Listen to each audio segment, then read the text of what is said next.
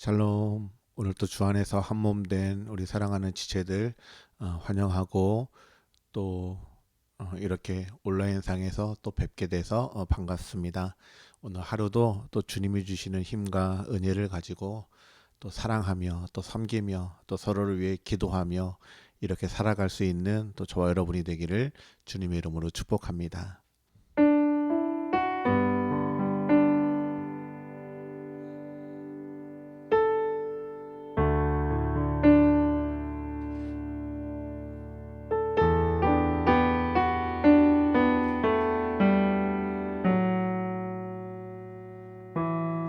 한계 속에서 주님을 보내 아무도 없을 것 같던 그곳에서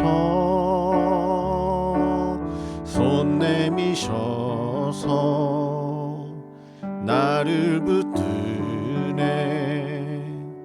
길 잃고 쓰러져 가던 그곳에서 주 말씀하시네. 내 손 잡으러 하고 내가 곧 길이요 진리 생명이니 나 그 길을 보내. 주 예비하신 곳 다른 길로 돌아서지 않으리. 예수의 길 그 좁은 길 나는 건네. 주 손잡고 그 무엇도 두렵지 않네. 주님 주신 약속 내게 있으니 세상의 길 그 험한 길 승리하네. 성령으로 그 무엇도 바라지 않네. 저 하늘에 내 소망 있으니 저 하늘에 내 소망 있으니.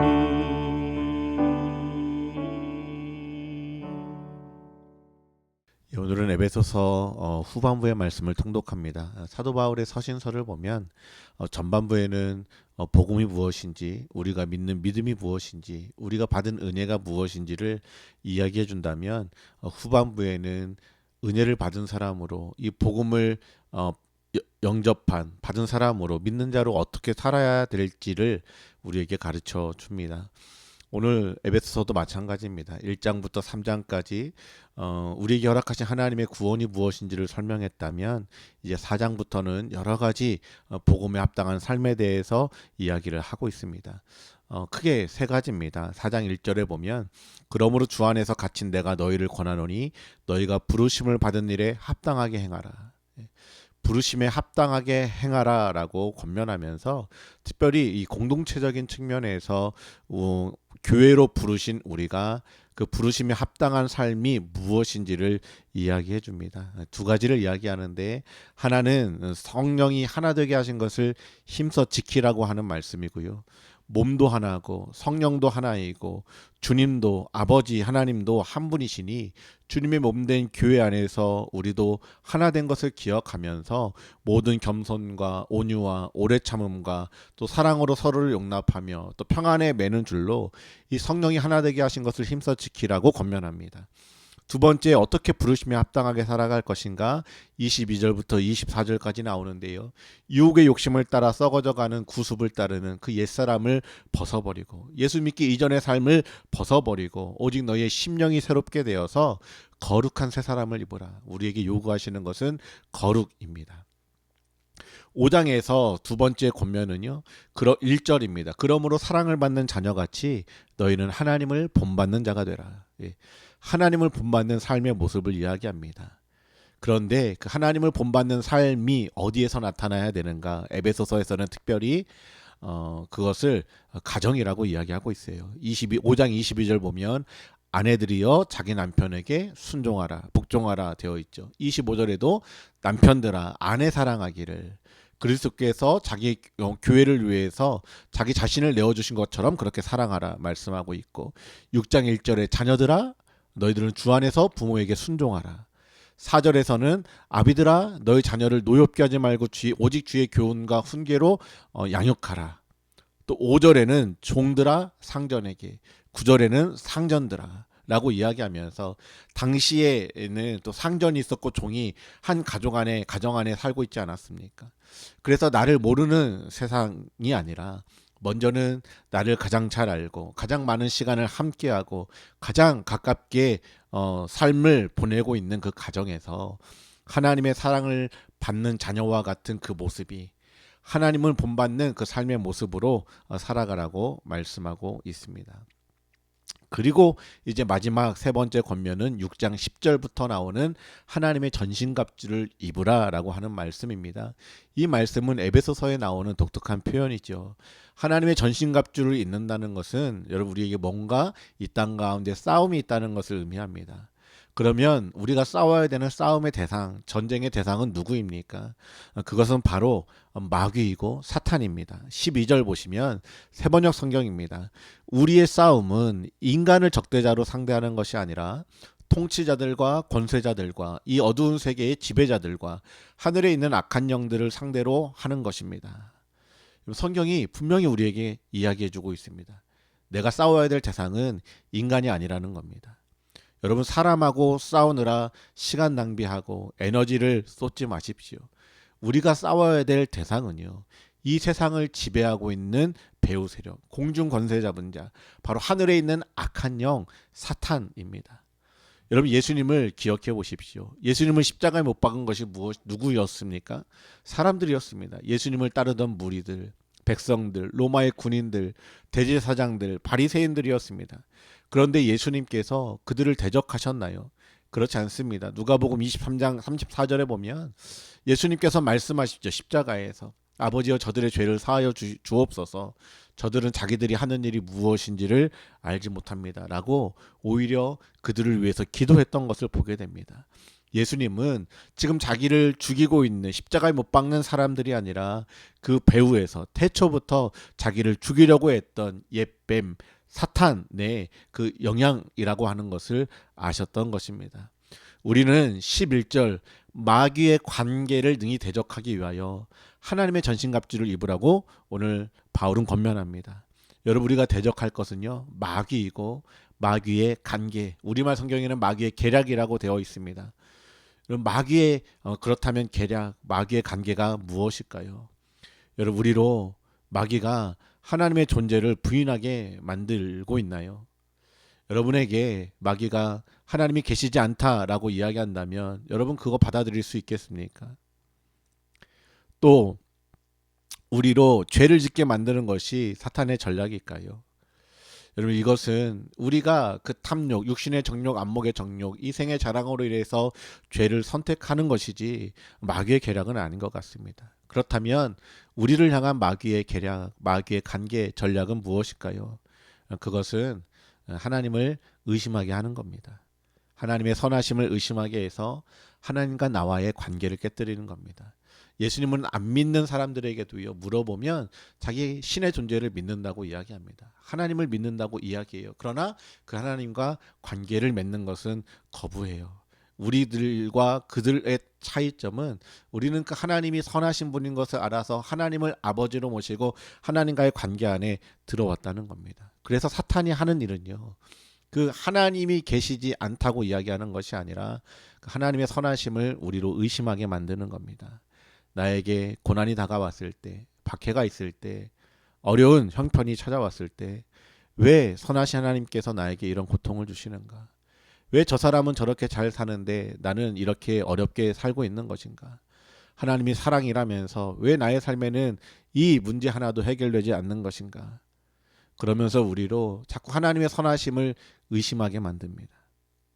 여러분 그때 기억하십시오. 아, 이것이 사탄의 관계구나. 이것은 하나님이 주시는 생각이 아니라 사탄이 주는 생각이구나. 사탄이 나를 넘어뜨리기 위한 계략이구나. 이 사실을 깨달아야 되는 것입니다. 그러면 어떻게 해야 됩니까? 하나님의 전신갑주를 입는 겁니다. 구원의 투구, 구원의 투구, 의의 호심경, 진리의 허리띠, 말씀과 성령의 검, 복음의 신발, 그리고 16절 보시면 모든 것 위에 믿음의 방패를 가지고 이로써 능히 악한 자의 모든 불화살을 소멸하라고 말씀하고 있습니다. 사랑하는 성도 여러분, 그런데 이 지금 얘기하는 6가지의 전신갑주를 다 생각해 보십시오. 사실은요, 저와 여러분이 이미 가지고 있는 겁니다.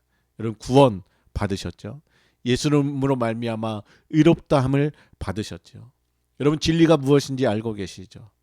또 말씀의 성령의 검 여러분 가지고 계시죠? 복음 가지고 있죠? 믿음 다 이미 우리에게 주신 겁니다.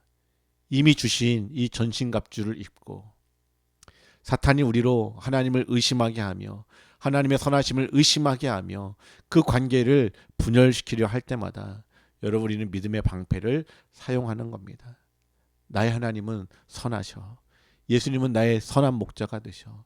비록 어려운 일이 나에게 찾아온다 할지라도 목회를 하면서도 어려움이 다가올 때가 참 많지만 하나님이 선하시지 않아서가 아니라 여전히 그 모든 상황 가운데 하나님께서 나의 삶을 붙들고 계시고 우리 교회를 붙들고 계시고 내 자녀와 내 아내와 내 가정을 붙들고 계심을 여러분 선포하는 겁니다. 이렇게 하나님의 전신갑주를 입고요. 이제 마귀와 싸워야 합니다. 여러분 그러면 우리는 어떻게 싸워야 될까요? 여러분 우리가 하나님의 전신갑주를 입었잖아요.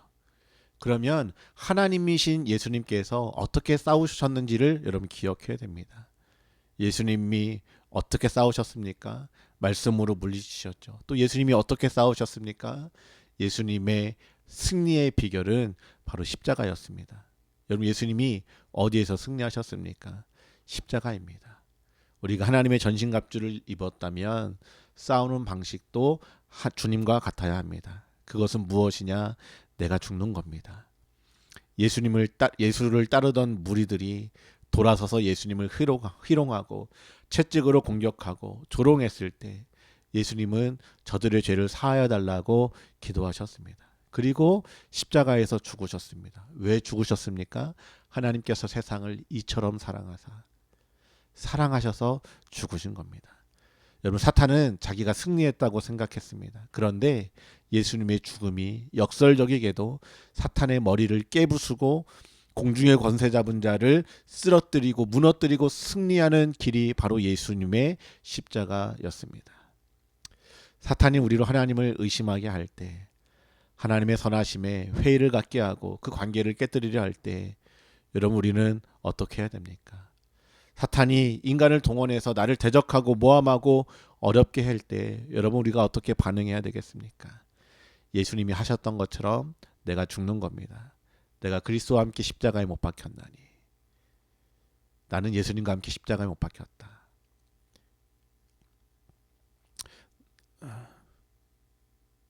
그런즉 이제 내가 사는 것이 아니라 예수님께서 사시는 것이다.